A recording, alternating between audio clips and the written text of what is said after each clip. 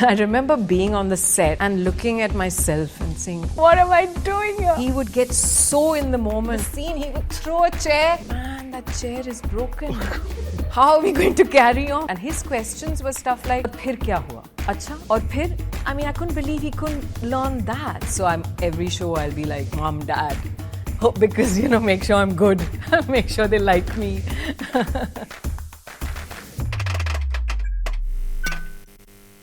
There are some actors who do it for the fame. And then there are some actors who do it to master the craft. My guest today falls squarely in the second category. Born to a family of celebrated theatre actors, she's carved a niche for herself due to her performances in iconic English plays and a slew of blockbuster performances in films like Guzaarish, Talash, and of course, Black. She's a voice artist whose work you've probably heard without ever realizing it. She's a teacher, a mentor, and a guide to a whole generation of actors who have come after her. My name is Rahul Puri. I'm the Director of Academics at Whistling Woods. And here is 10 questions with Shernaz Patel. Thank you so much, Shernaz. Thank you for doing this. Thank you for having me. Pleasure. What's your actor's superstition or backstage ritual that you do before a big performance? My usual ritual is, we always pray together. On an opening night, we'll always break a nariyal and put a har on the curtain if there's a curtain. It's a sort of tradition I've carried on from my parents. But personally, the only thing I do is pray. And I find that I pray to some sort of people who I know, who were actors and have passed on. And I always feel that I have this visual of them above me watching the show, like they're there.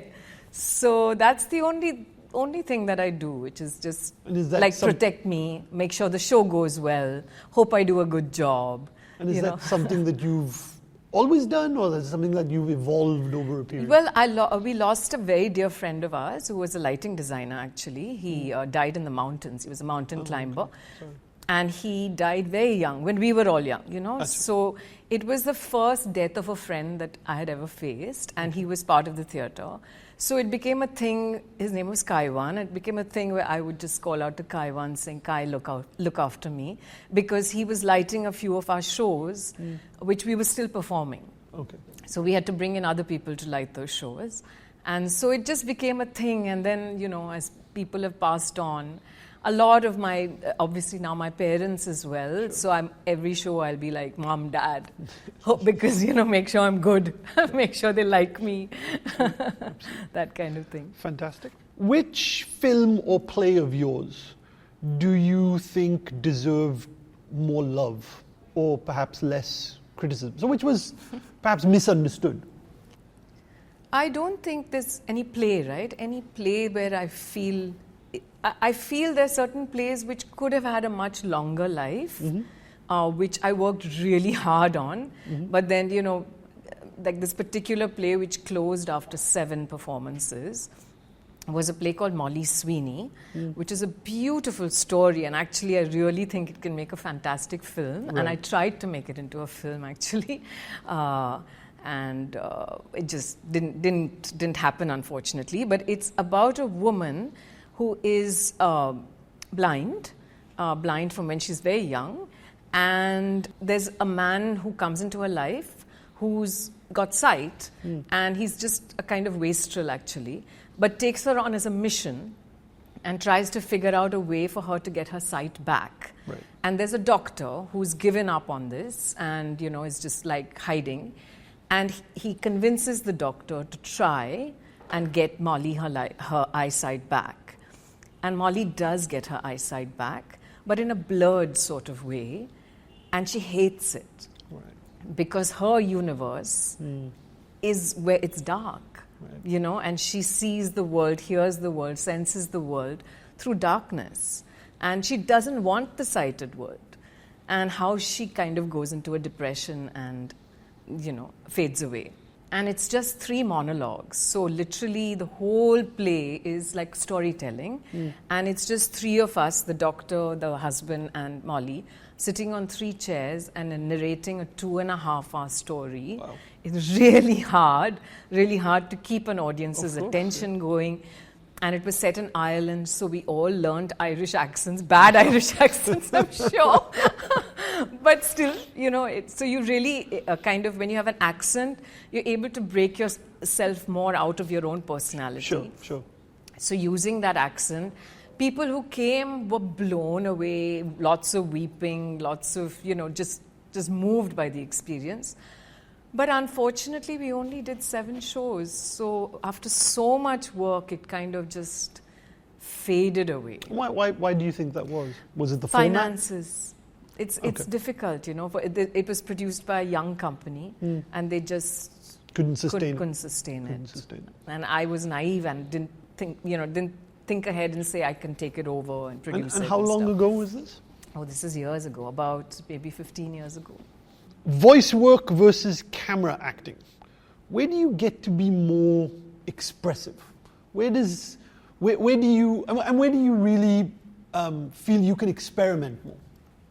For camera, I'll have to say that I'm still a learner, huge learner, because I haven't done so much of it. So much hasn't come my way. Yeah. Even though I started doing it when I was very young. So I feel very nervous still when I get a film performance, because I'm still I'm much more comfortable now in front of a camera, and I've learned how to make the camera my friend. But I still have a long way to go, and therefore for me that's really challenging. Whereas with voice work, it's not, because I've done thousands of ad films and corporate films, and and when you're dubbing for another actor who's done the hard work, and you're just trying to match their voices. So I feel that, for me the challenge would be definitely in terms of growth, learning, experimenting, would 100% be camera. And how do you prep differently for them both? Oh yeah, I think all of them are different. I think for a theatre actor, the problem is because we're used to that 2.5 months of rehearsals, and then suddenly you come onto a film set and you've got to suddenly deliver. And in my category, which is the supporting parts, sometimes you meet the actor. Oh right, of course. There. I mean, especially if it's some star, then you're like, he's like, acha, aapka part ye hai, theek hai, chalo, karte hain. That kind of thing. So you're like, when are we going to do anything about characterization, or who am I, or and that too, it's in Hindi. So for me, I've got to mug it up, and then that damn actor may not say the lines the way you want to. So I've had horrifying experiences. If you ever want to go into them. Definitely for theatre, the prep is really smooth. Right. But of course, because it's live, we don't know how it's going to, be received till the curtain opens or the lights come up. And because actors drive theatre, unlike cinema, where we don't. Right. And we can easily get edited out. Sure. So the pressure on actors is much more, I think, in the theatre. But that having been said, I think it's wonderful to prep for cinema when you get an opportunity and a director who invests in each of the actors, Has that become more prevalent now? People prepping for cinema? Yes, but still, I don't think it's... you can do 2-3 readings. People will do readings. I've never been part of a long workshop, but I know people do workshops, and I've actually conducted a couple of workshops. But again, they're fleeting. There'll be a one-day work, and one day you can't really get, to sort of the depth of your character. Sure. So I think the fascinating thing about cinema is it's in the moment. Right. You have to be completely focused on set, at that point in time, because you don't know. And it is really about giving and receiving in the moment. So focus, and of course, you'd want a director who'll draw that out of you. A role played by one of your contemporaries that perhaps you wish you have done? No, actually. I just want to work here. I think any actor just wants to work and get good, juicy, meaty parts. I think everyone, does their own work their own way. So you just want to be challenged, and I think, as you age, you want to be challenged age appropriately also, and talk about stories of our generation, and just really keep pushing your envelope to be better. So I don't have this thing of comparing or feeling bad that I didn't get to do this and they did. On that age appropriate part, and look, the cinema industry has never been particularly good at it. Yeah. But with the advent of sort of OTT and things like that, is it getting better? Not for me. I'm being honest. I do, but I'm very much a niche. I'm a Parsi who primarily speaks English. I mean, yes, I do perform in Hindi, of course. And so as it is, the work was always limited. I don't think anyone will cast me as a village mother. So, yeah, but... Well, that's their loss completely as far as I'm concerned. But even if I say that, yes, there is work, but I find that the work is going to very few women. Right. Whereas I feel that in the 50-plus bracket, there's so much talent out there. Absolutely. But I see the same actresses getting cast in the work that one is watching. And I feel, but that I think is true of all generations. It just gets tougher as you grow older because the roles are also less. I feel anyway the roles for men are so much more. I look at my friends who are doing so much work, who are men, and invariably either they're playing the father figure or they can play a CID inspector or cops and whatever. There's so much work out there on OTT. Sure. For women of our generation, it keeps just getting less and less. Okay, interesting. Have you ever improvised something on stage or on set that completely threw off your co-actor? No.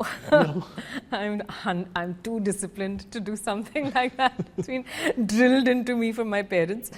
But the great thing about theatre is because it's live, so things keep happening. Right. Right from when I was young, I was in a play with Nasir actually on stage and wearing a long gown, and I had a long zip and the zip just snapped. Oh God.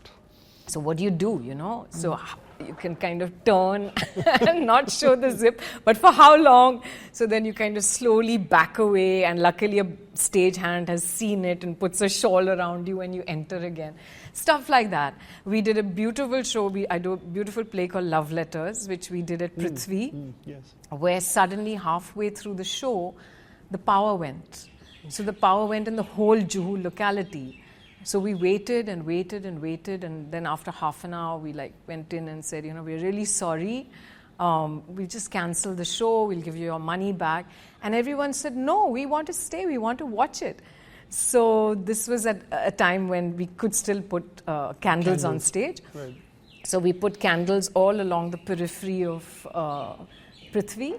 And in candlelight, we did the whole second half. That must have been amazing. And it was just, it was one of our favorite shows. It was absolutely just sensational.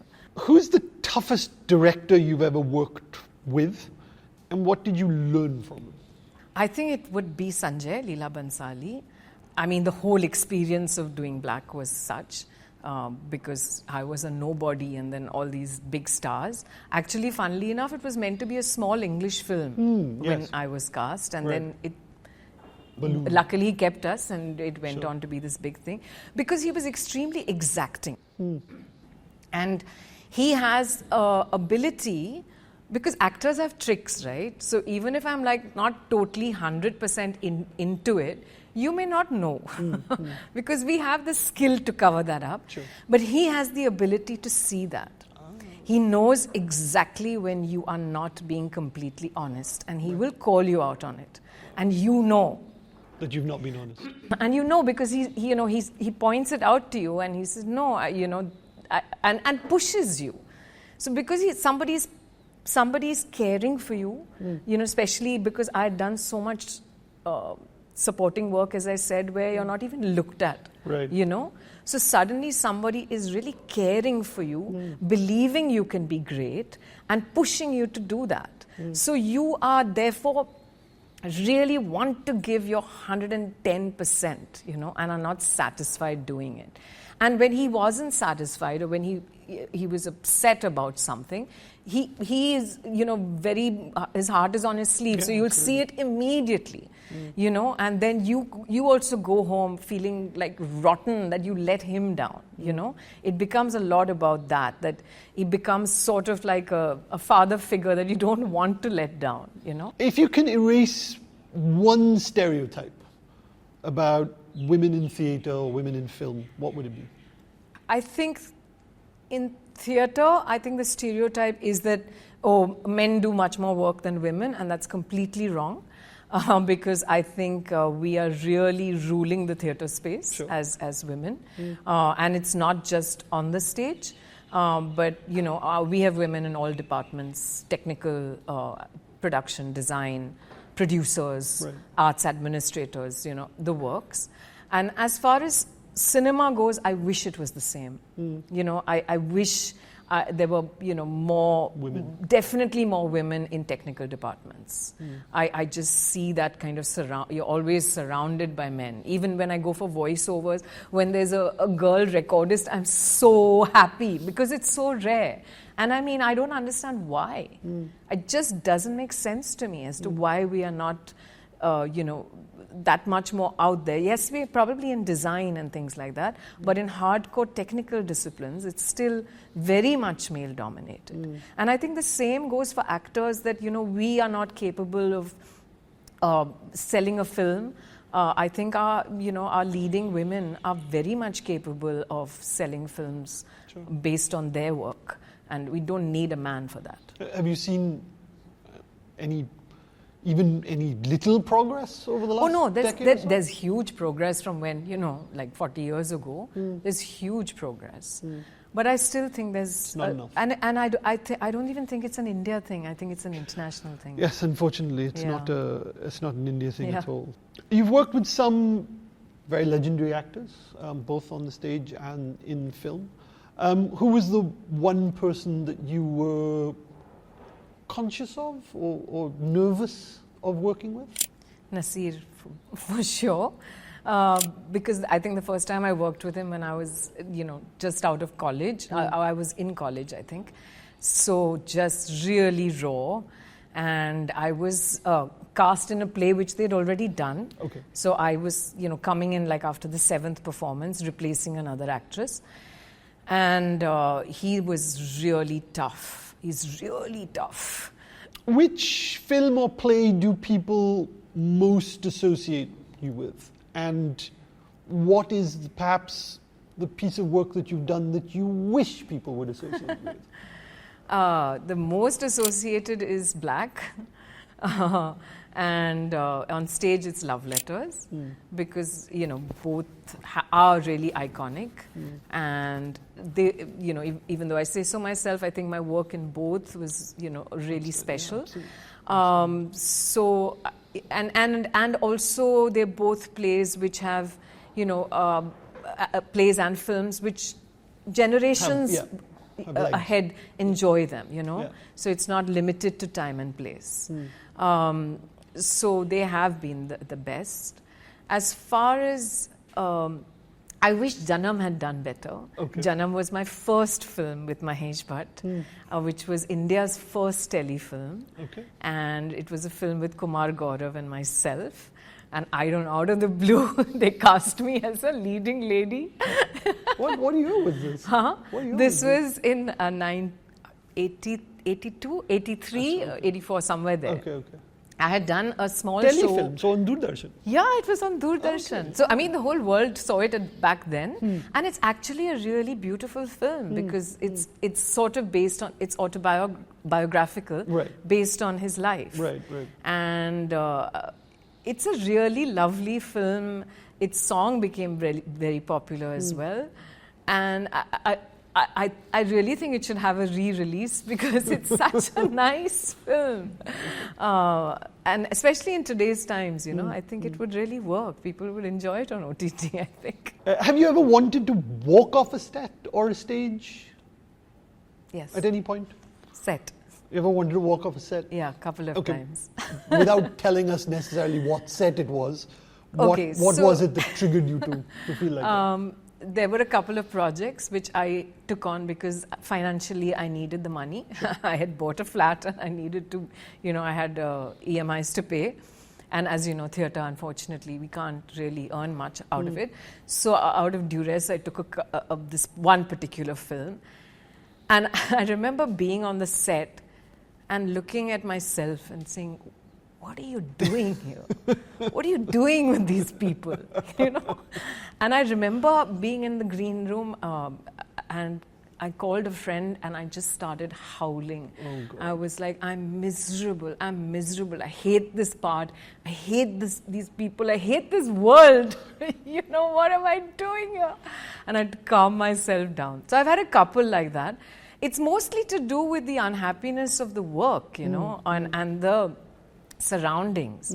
And, you know, if you do really hardcore commercial cinema, you just have to go for it, you know. You can't bring your sensibility into it. You have to put that away somewhere and just go with the ride, which I wasn't able to do in a couple of places. And in one situation, it was a beautiful scene that I had to do.